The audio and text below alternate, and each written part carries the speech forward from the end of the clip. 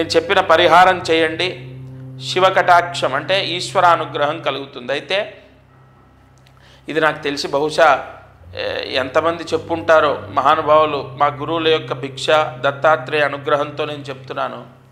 శివ కుటుంబ ఆరాధన. మామూలుగా కార్తీక పౌర్ణమి అంటే శివాలయానికి వెళ్ళాలి, అభిషేకం చేసుకోవాలి, తీర్థం తీసుకోవాలి.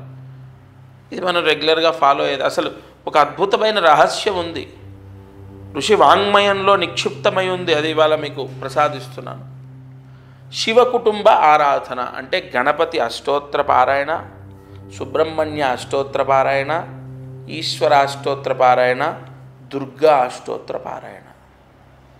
ఈ 4 అష్టోత్తరాలు చదువుకున్న విన్న ఒక యోగం.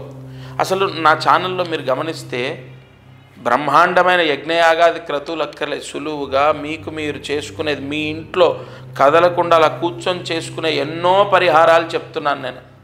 ఇవాళ కూడా కార్తీక పౌర్ణమి, శివాలయానికి వెళ్ళండి, అది మీ ఇష్టం. కానీ నేను చెప్పిన ఈ 4 అష్టోత్తరాలు చదివితే ఎంత అద్భుతమైన ఫలితమో తెలుసా, లేదా విన్నా ఎంత వరమో తెలుసా. అసలు మీరు ఏదైనా సంకల్పం అనుకొని చేయండి. ఫలానా బాధ ఉంది, ఫలానా కష్టం ఉంది, లేదా నాకు అప్పులు ఉన్నాయి, అప్పులు పోవాలి, లేదు స్థలం అమ్మేసి నేను అప్పులు తీర్చాలి, లేదు ఉద్యోగం రావాలి, లేదు ఆర్థిక సమస్యలు పోవాలి, లేదు వ్యాపారం బాగుండాలి, ఆరోగ్యం బాగుండాలి, వివాహం అవ్వాలి, ఏదో ఒక కోరిక మీ గురించో మీ పిల్లల గురించో సంకల్పం చేసుకొని మనస్ఫూర్తిగా ఈ పౌర్ణమి రోజు ఈ 4 అష్టోత్తరాలు చదవండి. నేను ఎంతో కాలంగా చదువుతున్నానండి. ఎంతో కాలంగా చదవడం వేరు, పర్వదినంలో మానసిక ధ్యానం వేరు.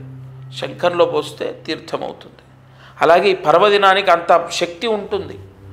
కార్తీక మాసంలో ఎందుకు అంత విశేషం అంటే ఈ పౌర్ణమి రోజు ఇవాళ కేతు నక్షత్రం రావడం, అలాగే సూర్యోదయం తర్వాత మళ్ళీ శుక్ర నక్షత్రం రావడం, ఈ 2 గ్రహాల యొక్క అనుకూలత ప్రస్తుతం చాలా అవసరం మానవాళికి. మోక్షాన్ని దైవానుగ్రహాన్ని ప్రసాదించేది కేతు, మహారాజయోగాన్ని డబ్బుని అనుకున్న కోరికల్ని సిద్ధింపజేసేది శుక్రుడు. కాబట్టి ఈ 2 నక్షత్రాల్లో పౌర్ణమి వచ్చింది. ఈరోజు నేను చెప్పిన ఈ అష్టోత్తర పారాయణ ఎంతో వరాన్ని ఇస్తుంది. అయితే ఒకటి, ఇది చేసిన తర్వాత 4 అష్టోత్తరాలు పారాయణ అయిన తర్వాత ఒక కొబ్బరికాయ తీసుకొని మీ ఇంటికి దిష్టి తీసి మీరు ఇంటి బయట కొట్టాలి. ఇది రాత్రి పడుకునేటప్పుడు చేయొచ్చు, సాయంత్రం చేయొచ్చు, లేదా ఈ పారాయణ అయిపోగానే చేయొచ్చు. ఇది ఎందుకు ఈ ప్రత్యేకంగా ఇది చెప్పాను అంటే శుక్రుడు ఈ నెలలో రవి నీచ స్థానంలో రవి ప్రవేశం జరుగుతుంది. రవితో శుక్రుడి కలయిక జరుగుతోంది ఈ నెల. మనకు మూఢ్యం మూఢాలని కూడా వస్తున్నాయి. ఈ నెగిటివ్ అనేది ఇంట్లో ఉండకుండా నెగిటివ్ దోషాన్ని తీసేసేటటువంటి యోగం, ఒక దిష్టి తీసి కొట్టడం అనేది అది మనకు ఒక నెగిటివ్ దోషాన్ని తీసేస్తుంది. ఇది మీరు రాత్రి పడుకునే లోపు చేయాలి. తప్పకుండా కార్తీక పౌర్ణమి రోజు శివాలయానికి వెళ్ళడమో, దీపారాధన చేయడమో, శివ కళ్యాణం చూడడమో మీరు అవన్నీ చేసుకోండి, మీ ఇష్టం. ఇది మాత్రం ఖచ్చితంగా చేసుకోండి, శుభయోగాన్ని పొందుతారు.